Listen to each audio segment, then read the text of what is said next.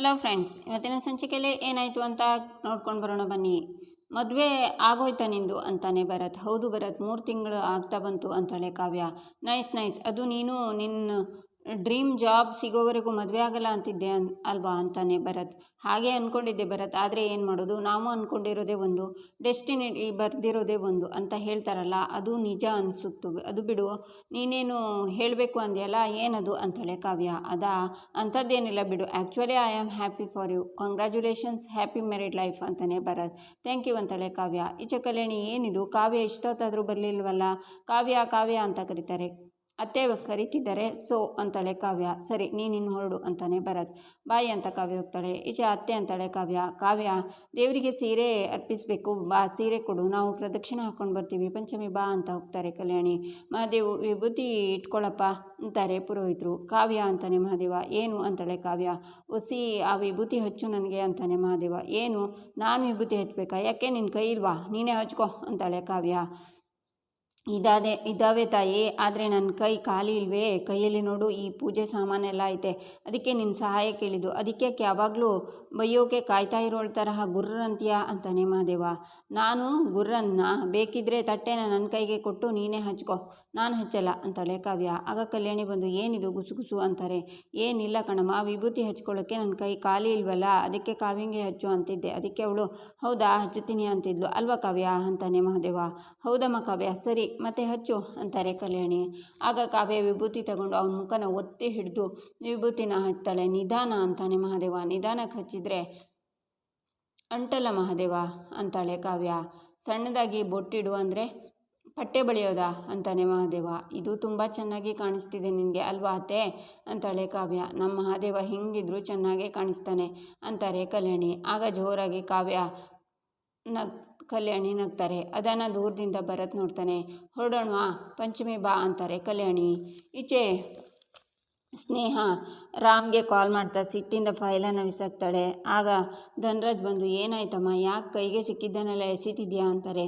ರಾಮ್ ಅಂತಾಳೆ ಸ್ನೇಹ. ಡ್ಯಾಡಿ, ನಾನು ರಾಮ್ಗೆ ಆವಾಗಿಂದ ಕಾಲ್ ಮಾಡ್ತಾನೆ ಇದ್ದೀನಿ, ಅವನು ಪಿಕ್ ಮಾಡ್ತಿಲ್ಲ, ಎಷ್ಟು ಅವನ್ನ ಮಾತಾಡ್ಸೋಕೆ ಟ್ರೈ ಮಾಡಿದ್ರು ನನ್ನ ಹತ್ರ ಮಾತಾಡ್ತಿಲ್ಲ ಡ್ಯಾಡಿ, ನಿಮಗೆ ಗೊತ್ತಿಲ್ವಾ ಡ್ಯಾಡಿ, ನನಗೆ ರಾಮ್ ಅಂದರೆ ಎಷ್ಟು ಇಷ್ಟ ಅಂತ, ಅವನ ಜೊತೆ ಮಾತಾಡಿದ್ರೆ, ಅವನ ಜೊತೆ ಟೈಮ್ ಸ್ಪೆಂಡ್ ಮಾಡದೇ ಇದ್ದರೆ ನನ್ನ ದಿನಾನೇ ಹೋಗಲ್ಲ, ಇದೆಲ್ಲ ಅವನಿಗೂ ಗೊತ್ತು, ಇಷ್ಟೆಲ್ಲ ಗೊತ್ತಿದ್ರು ನನ್ನ ಅವಾಯ್ಡ್ ಮಾಡ್ತಿದ್ದಾನೆ ಡ್ಯಾಡಿ ಅಂತಾಳೆ ಸ್ನೇಹ. ಹೌದು ಮಗಳೇ, ರಾಮ್ ಕೋಪ ಏನು ಅಂತ ನಿನಗೆ ಚೆನ್ನಾಗಿ ಗೊತ್ತು, ಸ್ವಲ್ಪ ದಿನ ಟೈಮ್ ಕೊಡು, ಆಮೇಲೆ ಸರಿ ಹೋಗ್ತಾನೆ ಅಂತಾರೆ ಧನ್ರಾಜ್.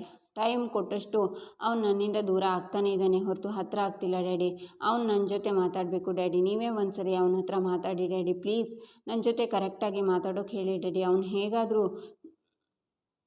ಹೀಗೆ ಅವಾಯ್ಡ್ ಮಾಡ್ತಿದ್ರೆ ನಿಮಗೊಬ್ಬಳು ಮಗಳು ಇದ್ದಾಳೆ ಅನ್ನೋದನ್ನು ನೀವು ಮರಿಬೇಕಾಗುತ್ತೆ ಅಂತಾಳೆ ಸ್ನೇಹ. ಯಾಕೆ ಹೀಗೆಲ್ಲ ಮಾತಾಡ್ತಿದ್ಯಾ ಪುಟ್ಟ ಅಂತಾರೆ ಧನ್ರಾಜ್. ನಿಜವಾಗ್ಲೂ ಹೇಳ್ತಾ ಇದ್ದೀನಿ ಡ್ಯಾಡಿ, ಅವ್ನು ಹೀಗೆ ಮಾಡ್ತಿದ್ರೆ ನಾನು ಸತ್ತೋಗ್ಬಿಡ್ತೀನಿ ಅಷ್ಟೇ ಅಂತಾಳೆ ಸ್ನೇಹ. ಹೀಗೆಲ್ಲ ಮಾತಾಡಬೇಡ, ನೀನು ನನ್ನ ಸರ್ವಸ್ವ, ನಾನು ರಾಮ್ ಹತ್ರ ಮಾತಾಡ್ತೀನಿ, ನೀನು ಡ್ಯಾಡಿ ಇದ್ದೀನಿ, ಅಲ್ಲಿ ತನಕ ಏನು ಯೋಚನೆ ಮಾಡಬೇಡ, ಆದರೆ ಈ ಥರ ಎಲ್ಲ ಮಾತಾಡಬೇಡ ಅಮ್ಮ ಅಂತಾರೆ ಧನ್ರಾಜ್. ಈಚೆ ರಾಮ್, ಅಲ್ಲ ಪ್ರೇಮ, ಸುಳ್ಳು ಹೇಳಿ ಸೈನ್ ಹಾಕ್ಸ್ಕೊಂಡಿದ್ದು ಪೂರ್ವಿ ಅಂತ ನನ್ನ ಹತ್ರ ಯಾಕೆ ಹೇಳಲಿಲ್ಲ ಅಂತಾನೆ. ಹೇಗೆ ಹೇಳಲಿ ರಾಮ್, ಪೂರ್ವಿ ನಿನ್ನ ತಂಗಿ, ನನಗೆ ನಾದಿನಿ, ನಿನ್ನ ಮುಂದೆ ಹಾಗೆಲ್ಲ ಕೆಟ್ಟ ಅಭಿಪ್ರಾಯ ಮೂಡಿಸೋ ಹಾಗೆ ನಾನು ಮಾತಾಡಬಾರ್ದು, ಏನೋ ತಿಳಿದೇ ತಪ್ಪು ಮಾಡಿದ್ದಾಳೆ, ಅದಕ್ಕೆ ಯಾರಿಗೂ ಹೇಳಿದೆ, ಆ ವಿಷಯ ದೊಡ್ಡದು ಮಾಡಲಿಲ್ಲ ನಾನು, ಈಗ ಹೋಗಲಿ ಬಿಡು, ಕೇಸೆಲ್ಲ ಮುಗ್ದೋಗಿದೆ, ಈಗ ಯಾಕೆ ಅದ್ರ ಬಗ್ಗೆ ಯೋಚನೆ ಮಾಡಬೇಕು, ನೀನು ಆರಾಮಾಗಿರು ಅಂತಾಳೆ ಪ್ರೇಮ. ಅದು ನಿಜನೇ, ಮನೇಲಿದ್ಕೊಂಡು ಈ ಥರ ಎಲ್ಲ ಕೆಲಸ ಮಾಡಿದರೆ ಹೇಗೆ ಹೇಳು ಅಂತಾನೆ ರಾಮ್, ನಿಮಗಿನ್ನೂ ಪೂರ್ವಿ ಮೇಲೆ ಕೋಪ ಹೋಗಿಲ್ವಾ, ಅವಳಿನ್ನೂ ಚಿಕ್ಕವಳು, ತಿಳಿದೇ ತಪ್ಪು ಮಾಡಿದ್ದಾಳೆ, ನಾವು ದೊಡ್ಡವರಾಗಿ ಅವಳಿಗೆ ತಿಳಿಸ್ಬೇಕು, ಇದನ್ನು ನೋಡು, ಇನ್ಯಾವತ್ತೂ ಪೂರ್ವಿ ಮೇಲೆ ಹಾಗೆಲ್ಲ ಕೂಗಾಡೋ ಹಾಗಿಲ್ಲ ನೀನು ಅಂತಾಳೆ ಪ್ರೇಮ. ಅದು ಹಾಗಲ್ಲ ಪ್ರೇಮ ಅಂತಾನೆ ರಾಮ್. ಹಾಗೂ ಇಲ್ಲ ಹೀಗೂ ಇಲ್ಲ, ನನ್ನ ಸಲುವಾಗಿ ನಿನ್ನ ತಂಗಿ ಹತ್ರ ನೀನು ನಿಷ್ಠುರ ಆಗೋದು ನನಗಿಷ್ಟ ಇಲ್ಲ, ಆಗೋದೆಲ್ಲ ಒಳ್ಳೆಯದಕ್ಕೆ ಅಂತಾರಲ್ಲ, ಈ ಘಟನೆಯಿಂದ ನನ್ನ ಸಂಬಂಧ ಇನ್ನೂ ಗಟ್ಟಿಯಾಗಿದೆ, ನಿಜ ತಾನೇ ಅಂತಾಳೆ ಪ್ರೇಮ. ಹ್ಞೂ ಅಂತಾನೆ ರಾಮ್. ಇದನ್ನೆಲ್ಲ ತಲೆಯಿಂದ ತೆಗೆದಾಕು, ಆರಾಮಾಗಿ ಸುಧಾರಿಸ್ಕೊ ಅಂತ ಪ್ರೇಮ ಹೋಗ್ತಾಳೆ.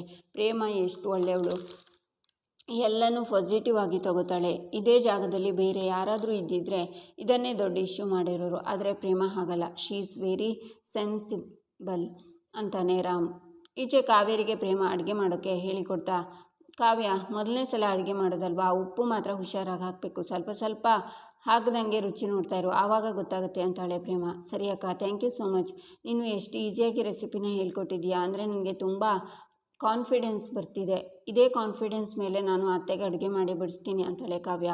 ಮನಸ್ಸಿಟ್ಟು ಅಡುಗೆ ಮಾಡಿದರೆ ಎಲ್ಲ ಅಡುಗೆನೂ ಸಖತ್ತಾಗಿ ಆಗುತ್ತೆ, ನೀನೇನು ತಲೆ ಕೆಡಿಸ್ಕೋಬೇಡ. ಅದೇನೋ ಅಂತಾರಲ್ಲ, ಚೆನ್ನಾಗಿ ಮಾಡು ಅನ್ನೋದಕ್ಕೆ ಅಂತಾಳೆ ಪ್ರೇಮ. ಆಲ್ ದಿ ಬೆಸ್ಟ್ ಅಂತಾಳೆ ಕಾವ್ಯ. ಹಾಂ ಅದೇ, ಚೆನ್ನಾಗಿ ಮಾಡು ಅಂತ ಪ್ರೇಮ ಹೋಗ್ತಾಳೆ. ಹ್ಞೂ ಅಕ್ಕ ಅಂತ ಕಾವ್ಯ ಅಡುಗೆ ಮಾಡೋಕ್ಕೆ ಶುರು ಮಾಡ್ತಾಳೆ.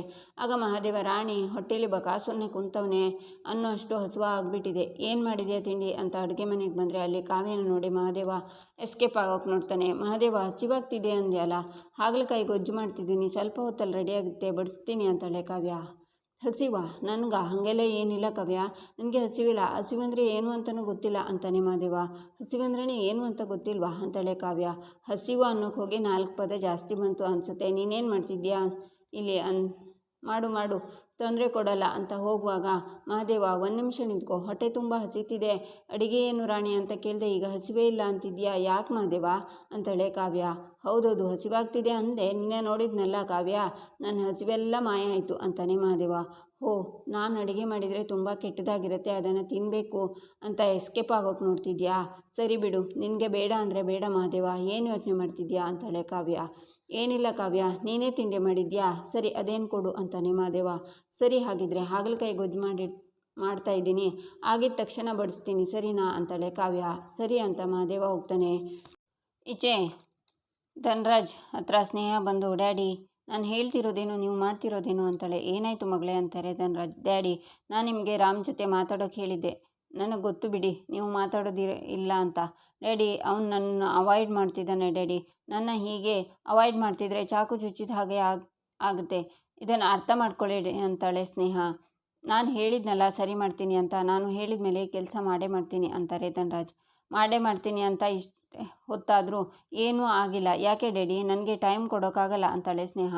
ಈ ವಿಷಯ ಮಾತಾಡೋಕ್ಕೆ ರಾಮ್ನ ಬರೋಕ್ಕೆ ಹೇಳಿದ್ದೀನಿ, ಇನ್ನೇನು ಬರ್ಬೋದು ಅಂತಾರೆ ಧನ್ರಾಜ್. ಆಗ Ram, may I come in sir ಅಂತಾನೆ. ರಾಮ್, ಬನ್ನಿ ನಿಮ್ಮ ವಿಷಯನೇ ಮಾತಾಡ್ತಿದ್ವಿ, 100 ವರ್ಷ ಆಯಸ್ಸು ನಿಮಗೆ ಅಂತಾರೆ ಧನ್ರಾಜ್.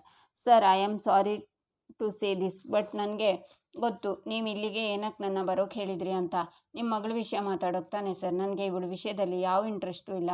ಅಡಿಕೆಗೆ ಹೋದ್ಮಾನ ಆನೆ ಕೊಟ್ಟರು ಬರಲ್ಲ ಅನ್ನೋ ಗಾದೆನೇ ಇದೆಯಲ್ಲ ಸರ್, ಯಾರೇನೇ ಹೇಳಿದ್ರು ನನಗೆ ಇವಳ ಮೇಲೆ ಇರೋ ಒಪಿನಿಯನ್ ಚೇಂಜ್ ಆಗಲ್ಲ ಅಂತಾನೆ ರಾಮ್, ಆಗಿದ್ದೆಲ್ಲ ಮರ್ತ್ಬಿಡು Ram, I am really sorry Ram, ಇದೊಂದು ಸಲ ಕ್ಷಮಿಸ್ಬಿಡು ರಾಮ್, ಪ್ಲೀಸ್ ರಾಮ್, ನನಗೆ ನಿನ್ನ ಜೊತೆ ಮಾತಾಡದೆ ಇರೋಕ್ಕಾಗಲ್ಲ ಅಂತ ಸ್ನೇಹ ಹೇಳುವಾಗ, ಶಡಪ್, ಬಟ್ ನನಗೆ ಆಗುತ್ತೆ, ನಿನ್ನಂಥವಳು ಒಬ್ಳು ಇದ್ದಾಳೆ ಅನ್ನೋದನ್ನು ಮರೆತು ಬೇಕಿದ್ರೆ ಇರ್ತೀನಿ ನಾನು ಅಂತಾನೆ ರಾಮ್. ಅಲ್ಲಪ್ಪ ಅಂತ ಧನ್ರಾಜ್ ಹೇಳುವಾಗ, ಸರ್ ಪ್ಲೀಸ್, ನನಗೆ ಈ ವಿಷಯದಲ್ಲಿ ಯಾರ ಮಾತನ್ನು ಕೇಳೋಕ್ಕೂ ಇಷ್ಟ ಇಲ್ಲ. And one more thing sir, ನಾನು ಈ ಕೆಲಸಕ್ಕೆ ರಿಸೈನ್ ಮಾಡಬೇಕು ಅಂತ ಅಂದ್ಕೊಂಡಿದ್ದೀನಿ ಅಂತಾನೆ ರಾಮ್.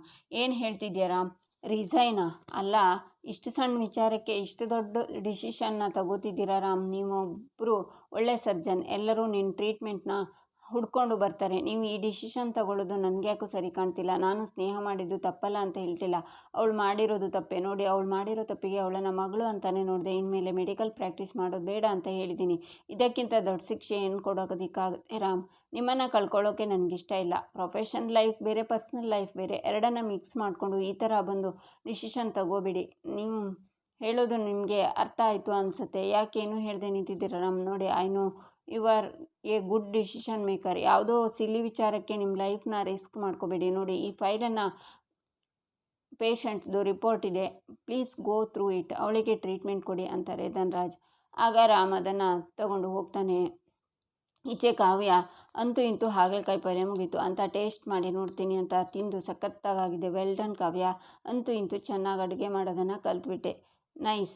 ಏನೇ ಆಗಲಿ ಅಕ್ಕಂಗೆ ಇದಕ್ಕೆ ಥ್ಯಾಂಕ್ಸ್ ಹೇಳಬೇಕು, ಅವಳಿಂದನೇ ನಾನು ಇಷ್ಟು ಚೆನ್ನಾಗಿ ಅಡುಗೆ ಮಾಡೋದನ್ನು ಕಲ್ತಿದ್ದು. ಮಹಾದೇವನ ಕರಿತೀನಿ ಅಂತ ಕಾವ್ಯ ಹೋಗ್ತಾಳೆ. ಆಗ ಮಹೇಶ್ವರಿ ಬಂದು, ಅಡುಗೆ ಮನೇಲಿದ್ಲ ಇವಳು, ಇಲ್ಲೇನು ಮಾಡ್ತಿದ್ಲು ಅಂತ ಅಡುಗೆ ಮನೆಗೆ ಬಂದು ಮಾಡಿರೋ ಪಲ್ಯನ ಸ್ಮೆಲ್ ಮಾಡಿ, ಘಮ ಅಂತಿದೆ, ಇಷ್ಟು ದಿನ ಇವಳ ಅಕ್ಕ ಅಡುಗೆ ಮನೆಯಲ್ಲಿ ದರ್ಬಾರ್ ನಡೆಸ್ತಿದ್ಲು, ಈಗ ಇವಳು ಬಂದಿದ್ದಾಳೆ, ಇವಳು ಬಂದರೆ ನಾನು ಬಿಟ್ಬಿಡ್ತೀನಿ, ಸಾಧ್ಯನೇ ಇಲ್ಲ. ಇವತ್ತು ಅಡುಗೆ ಮನೆಗೆ ಬಂದಿದ್ದಾಳೆ, ನಾಳೆ ಇಡೀ ಮನೆಯೇ ನಮ್ಮದು ಅಂತಾರೆ, ಇನ್ಯಾವತ್ತೂ ಇವಳು ಅಡುಗೆ ಮನೆ ಕಡೆ ತಲೆ ಹಾಕಿ ಮಲಗಬಾರ್ದು, ಹಾಗೆ ಮಾಡ್ತೀನಿ ಅಂತ ಎಲ್ಲ ಪಲ್ಯನೂ ಡಸ್ಟ್ಬಿನ್ಗೆ ಹಾಕ್ತಾರೆ ಮಹೇಶ್ವರಿ. ನಂತರ ಟೊಮೆಟೊನ ಕಟ್ ಮಾಡ್ತಾ ನಿಂತಿರ್ತಾರೆ. ಆಗ ಕಾವ್ಯ ಬಂದು, ತಾನು ಮಾಡಿರೋ ಪಲ್ಯ ಏನಾಯಿತು ಅಂತಾಳೆ. ಏನಾಯ್ತಾ? ಆ ಕಸದ ಬುಟ್ಟಿ ನೋಡು ಅಂತಾರೆ ಮಹೇಶ್ವರಿ. ಆಗ ಡಸ್ಟ್ಬಿನ್ನ ಓಪನ್ ಮಾಡಿ ನೋಡಿ, ಅತ್ತೆ, ಯಾರು ಮಾಡಿರೋದು? ಈ ಕರಿನೆಲ್ಲ ಡಸ್ಟ್ಬಿನ್ನಿಗೆ ಹಾಕಿದ್ದು ಯಾರು ಅಂತಾಳೆ ಕಾವ್ಯ. ನಾನೇ ಕಣೆ, ಏನಿವಾಗ ಅಂತಾರೆ ಮಹೇಶ್ವರಿ. ವಾಟ್, ನೀವು ಹಾಕಿದ್ರಾ? ಯಾಕೆ ಹಂಗೆ ಮಾಡಿದ್ರಿ ಅಂತಾಳೆ ಕಾವ್ಯ. ಯಾಕಂದರೆ ಇದು ನನ್ನ ಅಡುಗೆ ಮನೆ, ನಾನು ಏನು ಬೇಕಿದ್ರೂ ಮಾಡ್ತೀನಿ ಅಂತಾರೆ ಮಹೇಶ್ವರಿ. ಮಾಡೋದೆಲ್ಲ ಮಾಡಿ ಹೇಗೆ ಮಾತಾಡ್ತೀರಾ ನೋಡಿ. ಅಲ್ಲ, ನಿಮಗೆ ಇದು ಸಿಲ್ಲಿ ಅಂತ ಅನ್ನಿಸ್ತಿಲ್ವಾ? ನಾನು ಮಾಡಿರೋ ಅಡುಗೆನ ಡಸ್ಟ್ಬಿನ್ಗೆ ಹಾಕಿ ನಾನೇ ಮಾಡಿದ್ದು ಅಂತ ಹೇಳ್ತಿದ್ರಲ್ಲ, ನಾಚಿಕೆ ಆಗೋದಿಲ್ವಾ ಅಂತಾಳೆ ಕಾವ್ಯ. ಏಯ್, ನಾಚಿಕೆ ಗಿಚ್ಕೆ ಅಂತೆಲ್ಲ ಮಾತಾಡಿದರೆ ಸರಿ ಇರಲ್ಲ, ಹೇಳ್ತಿದ್ದೀನಿ ಅಂತಾರೆ ಮಹೇಶ್ವರಿ. ಹೋ, ತುಂಬ ಒಳ್ಳೆ ಕೆಲಸ ಮಾಡಿದ್ದೀರಾ ಅಂತ ಅಪ್ರಿಸಿಯೇಟ್ ಮಾಡಬೇಕಾ, ಅಥವಾ ಶಾಲ್ ಹಾಕಿ ಸನ್ಮಾನ ಮಾಡಬೇಕಿತ್ತಾ? ಎಷ್ಟು ಸಣ್ಣ ಮನಸ್ಥಿತಿ ಇರಬೇಡ ನಿಮಗೆ, ನೀವು ಹೀಗೆ ಮಾಡ್ತೀರಾ ಅಂತಾಳೆ ಕಾವ್ಯ. ಏಯ್ ಕಾವ್ಯ, ಜಾಸ್ತಿ ಮಾತಾಡ್ತಿದ್ದೀನಿ ನೀನು ಅಂತಾನೆ ಕಿಟ್ಟಿ. ಏಯ್, ಅಷ್ಟಕ್ಕೂ ನೀನಿಲ್ಲಿ ಅಡುಗೆ ಮಾಡೋಕ್ಕೆ ಯಾರೇ ಪರ್ಮಿಷನ್ ಕೊಟ್ಟಿದ್ದು ಅಂತಾಳೆ ಪೂರ್ವಿ. ನಾನು ಯಾರ ಪರ್ಮಿಷನ್ ಆದರೂ ಯಾಕೆ ಕೇಳಬೇಕು? ಹಾಗೂ ಪರ್ಮಿಷನ್ ಕೇಳೋದಿದ್ರೆ ಕಲ್ಯಾಣಿ ಅತ್ತೆ ಪರ್ಮಿಷನ್ ಕೇಳ್ತೀನಿ. ಅದು ಬಿಟ್ಟು ನಿಮ್ಮ ತರಹ ವಿಷಕಾರಿ ಮನಸ್ಥಿತಿ ಇರೋರ ಹತ್ರ ಕೇಳೋದಿಲ್ಲ. ನಿಮ್ಮನ್ನು ಮನುಷ್ಯರು ಅಂತಲೂ ನೋಡೋದಿಲ್ಲ ನಾನು ಅಂತಾಳೆ ಕಾವ್ಯ. ಬಾಯಿ ಬಂದ ಹಾಗೆ ಮಾತಾಡಿದರೆ ಪರಿಣಾಮ ನೆಟ್ಟಗಿರಲ್ಲ ಕಾವ್ಯ ಅಂತಾರೆ ಮಹೇಶ್ವರಿ. ಏನ್ರಿ ಮಾಡ್ತೀರಾ ಅಂತಾಳೆ ಕಾವ್ಯ. ಏನು ಮಾಡ್ತೀನ ನಿನ್ನ ಅಂತ ಹೊಡೆಯೋಕ್ಕೆ ಮಹೇಶ್ವರಿ ಕೈ ಎತ್ತುತ್ತಾರೆ. ಆಗ ಮಹದೇವ ಬಂದು ಅವ್ರ ಕೈನ ಹಿಡ್ಕೋತಾನೆ. ಈಚೆ ಇನ್ಸ್ಪೆಕ್ಟರ್ ಭರತ್ ಕಾವ್ಯ ಮನೆಗೆ ಬರ್ತಾನೆ. ಮಹಾದೇವನ ಅರೆಸ್ಟ್ ಮಾಡೋಕ್ಕೆ ಬಂದಿದ್ದೀನಿ ಅಂತ ಹೇಳ್ತಾನೆ. ಆಗ ಮಹಾದೇವ ಹೊರಗಡೆಯಿಂದ ಮನೆ ಒಳಗಡೆ ಬರ್ತಾನೆ. ಯಾಕೆ ಅವನ್ನ ಅರೆಸ್ಟ್ ಮಾಡ್ತಿದ್ಯಾ ಅಂತ ಕಾವ್ಯ ಕೇಳ್ತಾಳೆ. ಆಗ ಮಹಾದೇವನ್ನ ಹೇಳ್ಕೊಂಡು ಹೋಗೋಕ್ಕೆ ಭರತ್ ಅವನ ಕೈನ ಹಿಡ್ಕೋತಾನೆ. ಆದರೆ ಮಹಾದೇವ ಅವನಿಗೆ ಕರ್ಕೊಂಡು ಹೋಗೋದಕ್ಕೆ ಬಿಡೋದಿಲ್ಲ.